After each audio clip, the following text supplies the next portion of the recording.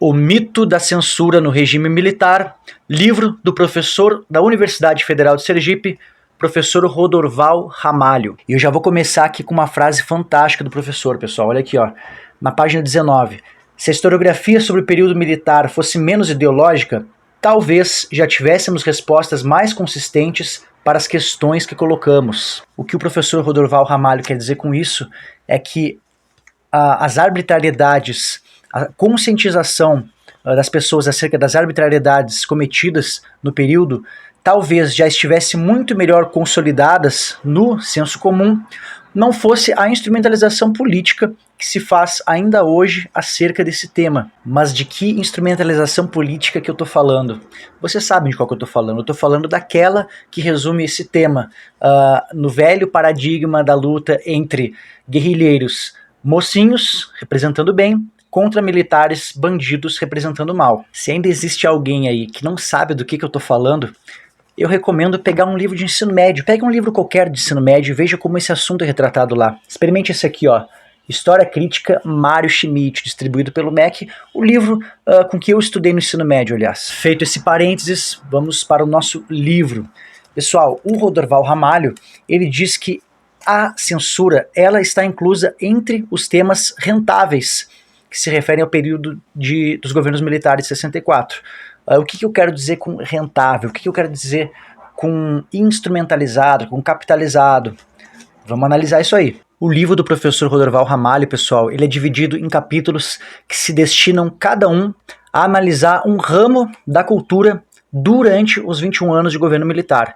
Então a gente tem um capítulo ali sobre a música popular brasileira, temos um capítulo sobre o teatro, um capítulo que analisa o cinema, mídia, imprensa e o mercado editorial. A constatação do autor é que, a despeito de uma máquina estatal de censura que funcionou durante o regime militar, o movimento cultural que vigorou durante esse período foi sem precedentes. No ramo da música popular brasileira, o autor cita 3 nomes muito conhecidos por nós aqui do presente, que tiveram suas carreiras alavancadas sobre o marketing de luta contra a repressão. O primeiro nome é o Francisco Buarque de Holanda, pessoal, o Chico Buarque, tá? Segundo o nosso autor, a imagem do Chico Buarque, militante, que lutava contra o sistema repressivo, começou a ser construída quando, em 1969, por livre e espontânea vontade, diz o autor, o Chico Buarque resolveu deixar o Brasil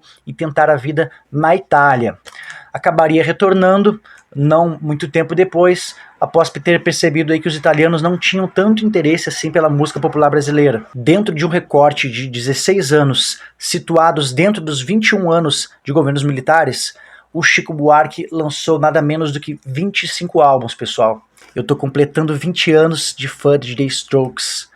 20 anos de fã de The Strokes e míseros 6 álbuns lançados, pessoal, tá? Me desculpe o desabafo. Só entre o período que a historiografia denominou aí anos de chumbo, né, que é o período de final de 1968 até a transição de 73 para 74, o Chico Buarque lançou aí 10 discos. Segundo o professor Rodorval Ramalho, o Chico Buarque era o cantor predileto do presidente Arthur da Costa e Silva, pessoal, o general aí que decretou o AI-5. Mas será que isso fazia do Chico Buarque uma exceção, então, no período? Uma exceção de prosperidade? Não. Caetano Veloso, 20 discos lançados entre 1965 e 1981. Gilberto Gil, 17 discos lançados entre 1967 e 1979. Além da música, o professor ressalta a efervescência cultural do teatro brasileiro durante os anos de censura, que sim, existiu, não tenho dúvida de que a censura existiu, embora não tenha tido força para conter a atividade cultural, mas ao contrário, acabou dando a essa atividade cultural um tom mítico de luta contra a repressão, de luta revolucionária. O que não impediu círculos específicos de esquerda, especialmente os situados mais à esquerda do espectro, de terem que lidar aí com incursões violentas de grupos privados, como o Comando de Caça aos Comunistas. Na página 63, o autor nos diz que, no âmbito das armas culturais, a esquerda desarmada tinha uma verdadeira linha de montagem para contornar a censura e fazer circular o seu pensamento. Essa linha de montagem, segundo o autor, consistia em tradutores de obras estrangeiras, né, marxistas, autores, editores, diretores, atores, críticos, acadêmicos, divulgadores e jornalistas. No âmbito do cinema, segundo o autor, as décadas de 1960 e 1970 foi o período mais criativo da história do cinema no Brasil. Foi nesse período que o chamado cinema novo adquiriu amplo reconhecimento internacional. Muito disso impulsionado com dinheiro público. O fato de o regime militar procurar e financiar e impulsionar o cinema internacionalmente, mesmo um cinema crítico, se explica sobre diversas hipóteses, segundo o autor. Entre elas, eu cito duas. Primeiro, uma tentativa de conter a influência hollywoodiana aqui no Brasil, e segundo, um esforço de projetar a cultura brasileira lá fora. Por meio do Plano de Ação Cultural, o PAC, os militares criaram e reestruturaram uma série de agências reguladoras e impulsionadoras da cultura.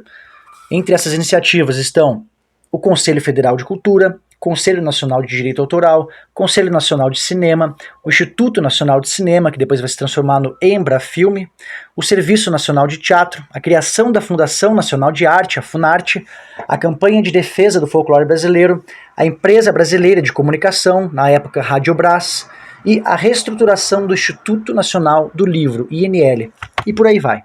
Pessoal, em uma época aí onde o cinema buscava, né, se afirmar, se consolidar como um aspecto cultural da vida urbana, da classe média em especial, os militares financiaram em plenos anos de chumbo, né, no início da década de 70, 108 longa-metragens no Brasil. Comentamos a música, o cinema e o teatro. No que tange o mercado editorial, o Rodorval Ramalho nos diz que foi justamente durante os governos militares que nós temos aí um boom de obras situadas à esquerda do espectro e, paradoxalmente, nós temos pela primeira vez a publicação de marxistas importantes, como é o caso do italiano Antonio Gramsci. E no caso do Gramsci, a gente não está falando aqui de um livro que foi publicado, a gente está falando da obra completa do Gramsci. Então, o Gramsci, pessoal que acompanha esse assunto, estuda esse assunto, sabe que o marxista Antonio Gramsci é um nome importante na mudança de concepção que a esquerda vai carregar consigo acerca da ideia de revolução. Então a proposta revolucionária ela muda com o tempo e a figura do Antonio Gramsci ela é muito importante para entender essa transição. Além do Antonio Gramsci, nós teremos nomes como o do marxista da escola de Frankfurt, Herbert Marcuse, com 3 livros na lista de mais vendidos. Além disso, nós temos o Capital do Karl Marx, tá? Um calhamaço aí de mais ou menos 1.500 páginas, 5 volumes, constando também na lista entre os mais vendidos da época e com uma tiragem aí de 50 mil exemplares, pessoal. É muita coisa para a época. Temos ainda diversos livros de apologia a Cuba circulando e vendendo muito, como A Ilha, de Fernando Novaes, como Cuba de Fidel, do Inácio Loyola Brandão, além de livros escritos pelo próprio Fidel Castro, pelo Che Guevara, pessoal, circulando e vendendo. Tá? Entre eles a gente tem a História Me Absolverá, do Fidel Castro, Revolução Cubana e Diários do Che Guevara. Mas como que isso podia acontecer, né? Vocês podem estar se perguntando. Pessoal, existem muitas respostas para essa pergunta, mas uma delas, e a mais simples, era que o Estado era ineficiente para a proposta de censurar. Embora houvesse funcionários, censores contratados para essa finalidade, só em 1971 foram aproximadamente 10 mil livros publicados. Sobre essa questão editorial, pessoal, eu quero deixar como uma sugestão aqui de estudo Livros contra a Ditadura, Editoras de Oposição no Brasil, do autor Flammarion Maués, tá? Um excelente livro de complemento ao assunto. Na verdade, esse livro é a fonte para esse assunto. Ele vai aprofundar bastante o estudo das editoras da época, como elas funcionavam, como se organizavam, como serviram muitas vezes ao propósito da guerrilha urbana e rural, alinhada aí, né, com o objetivo da guerra cultural, essa guerra travada por meio dos livros.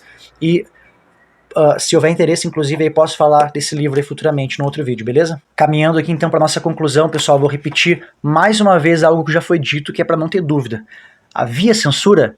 sim, havia censura. Mas, segundo o autor, na página 108, essa censura era improvisada, era invertebrada, atrapalhada, descontínua e não pode ser considerada efetiva e eficiente. Em termos comparativos, pessoal, enquanto as arbitrariedades ocorridas durante o regime militar, incluindo, por exemplo, a tortura, repercutiam por todo o mundo, repercutiam na Europa, chegando inclusive a atrapalhar a diplomacia do Brasil, nós temos, por outro lado, o exemplo da censura bastante eficiente, que foi aquela empreendida nos regimes de caráter comunista, pessoal, onde a informação realmente não circulava, o que faz com que até hoje nós tenhamos pessoas muito inteligentes, pessoas com muito estudo, que questionam a veracidade dos milhões de mortes ocorridos sob aqueles regimes, tá? Mortes aí em campos de concentração, mortes em trabalhos forçados e até mesmo mortes por fome. Por hoje era isso. Essa foi a nossa grande dica de hoje, no nosso livro examinado. Se esse vídeo te trouxe algum tipo de conhecimento, ajudou a preencher alguma lacuna historiográfica, eu peço que compartilhe e me ajude a levar conhecimento aos demais interessados. Beleza? Muito obrigado, fico à disposição aí nos comentários para críticas construtivas ou dúvidas, comentários, perguntas, caso tenham. Beleza? Muito obrigado e até a próxima.